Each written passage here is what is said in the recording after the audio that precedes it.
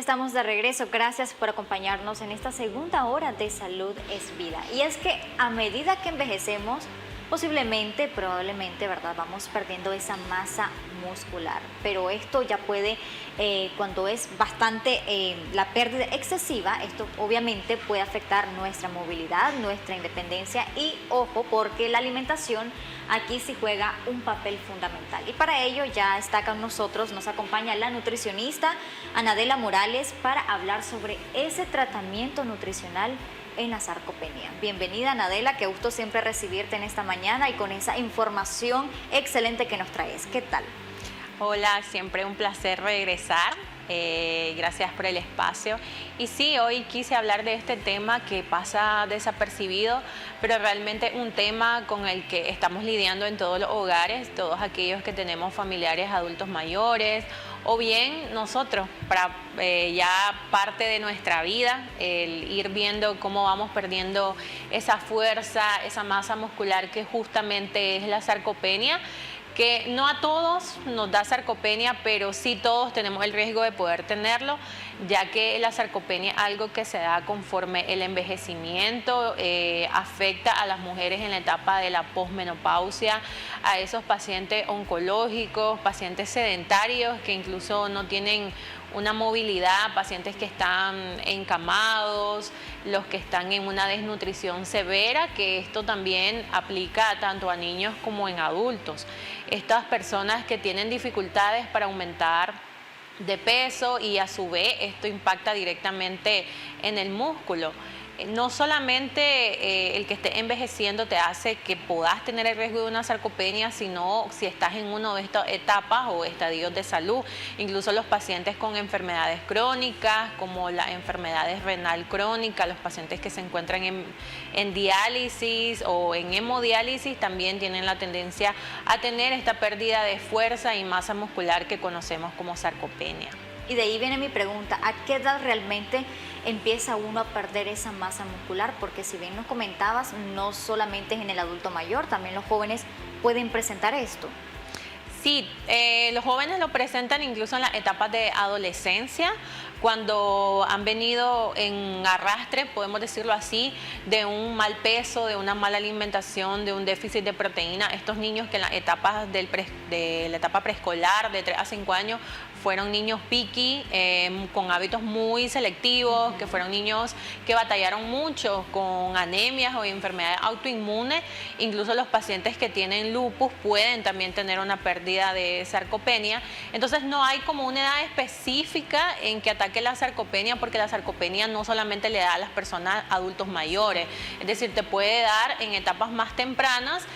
Como nutricionista diría que no es una etapa específica, digamos que a los 5, a los 10, a los 20 años te puede dar en cualquier etapa de tu vida si vos cumplís con los criterios o los factores de riesgo que mencionaba. Además de eso, que la sarcopenia va ligada también a esas personas que tienen mucha dificultad para cargar cosas, que están con diferentes dolencias en las articulaciones. No solamente hay que valorar que puede haber tal vez una lesión por una caída que tal vez no se vio a tiempo, sino también porque puede haber una dolencia en el músculo, también porque hay una afectación a nivel de la masa y la fuerza muscular. Y es que esto también puede aumentar el riesgo de caídas. Sí, las personas que tienen sarcopenia son personas débiles muscularmente hablando, son personas que les cuesta cargar cosas, objetos no pesados, e incluso personas que al manejar sienten dolencias, sienten que el girar el timón o meter la palanca de cambios del vehículo es muy pesado para ellos. El subir escaleras, escalones cortos también es muy cansado para ellos, tienen mucha debilidad. Y el hacer tareas básicas como por ejemplo lavar los platos, las pequeñas caminatas, hacer estos movimientos de repetición que podemos decir que cuando cargas por ejemplo el canasto de ropa sucia, las bolsas del supermercado, las compras que vos llevas, todo eso que vos puedas sentir que tiene un impacto leve, lo cual lo tiene porque no es una carga física muy alta, empezás a sentir esa debilidad y sentís que no podés cargarlo. Entonces eso es una de las alertas que tu cuerpo te está dando, pero también si sos una persona que no consumís proteínas, por ejemplo las carnes magras, las carnes blancas, el huevo, los lácteos, si sos una persona que careces de la ingesta de proteínas, también esto puede estar asociado a una sarcopenia. Aparte de esa debilidad que nos mencionabas, ¿qué otros signos nos pueden alertar a que estamos padeciendo de una sarcopenia? Si estás en una de las etapas de enfermedades como las que mencionaba al inicio, o bien si sos una persona que estás, por ejemplo, en una etapa joven, vamos a hablar de los 20 años, y ves que tu peso está estático, que no aumentas, que está como muy cerrado y no ves cambios a nivel muscular, y esto muchos de los muchachos lo reflejan en la consulta cuando ellos dicen estoy yendo al gimnasio, estoy haciendo ejercicio de actividad física, de carga física, aeróbica, pero no veo un cambio a nivel de la masa muscular, siento que mi peso está estático y no aumento y no paso de lo mismo. Incluso algo que a vos te puede dar como pauta es que tal vez estás comiendo en porciones más elevadas, estás haciendo actividad física y sentís que tu ropa te queda bastante floja y sentís que te queda cada vez más grande en lugar de irte quedando de forma más cómoda, y sentís que ya tal vez la talla M que podía ser, ahora estás haciendo hasta una S o XS para la edad que tenés, ¿verdad? Entonces no es normal que una persona tenga estos cambios físicos abruptos y que pierda peso tan rápido, que esa es otra alerta también que podés tener. Si sentís que perdés peso rápido, que con mucha dificultad estás ganando peso, hay que estudiar con la prueba de fuerza muscular, que esto se hace en la consulta nutricional, que es con un aparato que se llama dinamómetro, en donde se somete al paciente a que haga las pruebas de fuerza muscular con el agarre de ambas manos.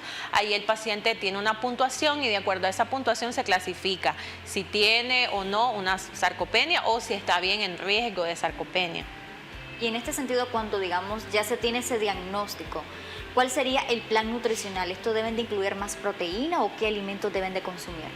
No solamente más proteínas, más carbohidratos, frutas, sino también la parte de la suplementación. En estos pacientes se habla que es necesario la suplementación con vitamina D, con ácido fólico, con aminoácidos como la leucina, incluso suplementos que aporten, además de la proteína que ya consume el paciente, también un suplemento que ayude a aumentar esa ingesta de proteínas, que en nuestro país hay suplementos muy buenos que nutricionalmente ayudan a aumentar ese requerimiento proteico en los pacientes. ¿Las vitaminas o los minerales también pueden ayudar a esto, a ganar más masa muscular? Sí, de hecho, antes de que el paciente empiece con su terapia nutricional, entiéndase el plan de alimentación, hay un esquema de exámenes que se envía para validar esas deficiencias, porque muchos de estos pacientes que tienen sarcopenia tienen déficit de vitamina D y no lo saben, porque esto solo lo podés saber de forma más precisa con el examen. Incluso se mandan otros estudios, además de la biometría hemática completa, para desestimar si tiene algún hierro, tiene algún proceso viral que también puede estar afectando en la pérdida de peso. También hay otros estudios que se hacen siempre en sangre para poder determinar esas deficiencias en los micronutrientes y poder suplementar al paciente de forma correcta, además de su plan alimenticio, el cual va construido de sus 3 tiempos de comida más 2 meriendas, en las cuales el objetivo de que el paciente coma estos 5 tiempos es para permitirle que él llegue a un requerimiento calórico y de proteína más alto, lo que permita que el músculo, en lugar de que se esté encogiendo o achicando o perdiendo, aumente con el aumento de peso, es decir, trabajar ambas esferas, no solamente el aumentar el músculo, sino también aumentar el peso, para que la respuesta del aumento de peso vaya positivamente en la línea del aumento de la masa muscular. ¿Aproximadamente cuánto debe de aumentar de peso en el mes una persona así? Lo correcto en estos pacientes es tener en cuenta que el aumento de peso no se da tan rápido, ¿verdad? Cuesta un poco, y eso va influido también en el tipo de la constitución corporal y el tipo de metabolismo que tiene. O incluso la genética, igual si la familia es delgada. y incluso en cómo se está comportando el metabolismo en ese momento. Es por eso que en mi consulta se hace lo que es la evaluación de bioimpedancia electrónica con InBody, que ahí es donde vemos el estado físico de la masa muscular e incluso secciona el cuerpo en 4 partes, en donde podemos ver por cada miembro superior e inferior cuál es el que está más débil o en cuál se está perdiendo más rápido la masa muscular. Una vez que se tiene esto, lo que prosigue es que esto hace que con el diagnóstico más certero poder trabajar con el paciente de forma más directa en la recuperación de la masa muscular. Y creo que algo muy importante que debemos de recalcar, Anadela, es que en esta ganancia de peso no es ganar grasa, sino es ganar masa muscular, que a veces se tiende a confundir. Sí, y es ahí donde los pacientes dicen, bueno, pues como tengo que subir de peso, entonces puedo comer todo lo que yo quiera, entonces crea un efecto contrario, en lugar de aumentar. Y tal vez está llenito, pero de grasa, y no es saludable. Entonces, en lugar de aumentar el peso, la masa muscular, lo que aumentan es la grasa corporal y se generan un sobrepeso y ya van tocando las bases de factores de riesgo para las enfermedades crónicas. Sí es importante saber que en estos pacientes, como decíamos, sí cuesta un poco que ellos ganen de peso y masa muscular, pero por lo menos al mes deben de reportar una ganancia de peso de 2 kilogramos, que son aproximadamente 5 libras, y aumentar de 1 al 2% de masa muscular en el mes. Vamos a realizar nuestra última pausa, Anadela, ya volvemos en la recta final de este su programa Salud es Vida. Nos encontramos en la recta final, pero no sin antes brindarle esas recomendaciones a usted, amigo televidente. Ahora bien, Anadela, ¿qué errores también cometemos hablando en la parte nutricional o de alimentos que también nos ayudan a perder masa muscular? Cuando nosotros omitimos ese tiempo de comida y decimos que voy a ayunar porque quiero... O no comer en su tiempo, porque quiero, exacto, porque quiero bajar de peso, o creer que, bueno, pues no voy a desayunar, pero en el almuerzo voy a comer el doble de lo que no comí en el desayuno. Y cuando vamos aislando esas proteínas de origen animal, cuando vamos aislando esos lácteos y no los consumimos, cuando no consumo pollo, cuando no consumo esas porciones de huevo o carne roja, incluso los pacientes que practican las dietas veganas o vegetarianas tienen una tendencia a desarrollar sarcopenia porque pues ellos no consumen productos de origen animal y no se suplementan de vía plástica. Es decir, que si yo soy una persona que voy a optar por el veganismo o el vegetarianismo, tengo que consumir todas esas vitaminas que me aportan las carnes de forma plástica, es decir, tomarme esas pastillas diariamente, y eso es por siempre, para yo mitigar un poco ese déficit que no estoy consumiendo de los alimentos. Entonces, este tipo de prácticas, cuando no se hace de forma alineada, de forma médica, incide en que vos puedas tener una sarcopenia. Y también las personas que se ejercitan de forma muy vigorosa y no llevan una alimentación complementaria al nivel intensidad de actividad física que tienen pérdida también de la masa muscular. Entonces acá lo que vemos es que todo debe ser alineado, no seguir esas culturas de moda, sino ver qué es lo que a mí me funciona, cómo puedo hacer que eso me funcione y llevarlo de una forma más profesional, porque a veces en el mismo desconocimiento o en la full información que recabamos de internet, a veces no somos tan objetivos en decir, ok, esto puede que no me funcione, puede que sí, simplemente lo probamos y después de probar es que tenemos el riesgo de la incidencia. O por recomendación, porque a alguien le cayó bien, yo también me lo voy a aplicar. Sí, por la incidencia. Y cada cuerpo es diferente y responde de manera diferente. Sí, es lo que yo decía, la incidencia y la influencia de hacer lo que no conviene. Y tomando en cuenta que la sarcopenia, si bien es cierto, es algo que muy poco se habla, pero sí es una realidad, y esto lo podemos ver en nuestros propios familiares adultos mayores que llegan a esa etapa de los 60, 70 años y vemos pues cómo ellos van perdiendo esa masa muscular, y lo vemos también en los niños. ¿Cuántos niños de nuestros amigos televidentes están en casa y están más delgaditos de lo que normalmente deberían de estar? Y cuántos de ellos nosotros ya vemos esos huesitos de la columna, esos huesos de la manito, de la clavícula más pronunciado de lo normal. Entonces eso también es un signo de alerta. Si usted, amigo televidente, tiene un familiar, o usted o sus hijos están con estos factores físicos que pueden alertarte que hay una incidencia o un riesgo de sarcopenia. ¿Esta sarcopenia puede revertirse? Sí, es es reversible, es tratable, ¿verdad? No hay un paciente que vaya a morir de primera mano de sarcopenia, pero si esto es algo que no se trata a tiempo y se deja mucho tiempo de evolución, llega un momento en que eso, más la desnutrición, más la enfermedad, más la situación autoinmune y más todos los otros factores de riesgo, entonces empeora el caso. Y a veces hay en pacientes que ya están muy deteriorados, que en la sarcopenia ya es más pronunciada y ya va ligada a procesos, como bien lo decía al inicio, oncológicos, tumorales, de hospitalizaciones, ya otros factores mayores, pues ya ahí en esa situación es muy difícil que el paciente pues pueda salir. Ahora bien, otra parte muy importante, el ejercicio. ¿Qué tipo de ejercicio también complementa este tratamiento nutricional?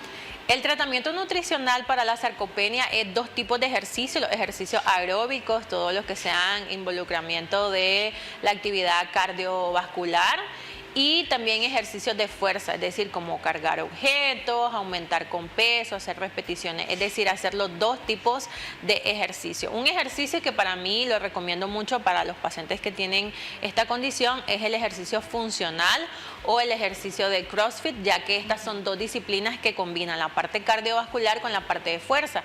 Entonces ayudan a los pacientes a tener un mejor control y un mejor desarrollo del aumento de la masa muscular, y también ayuda a proteger esa pérdida de peso que se da.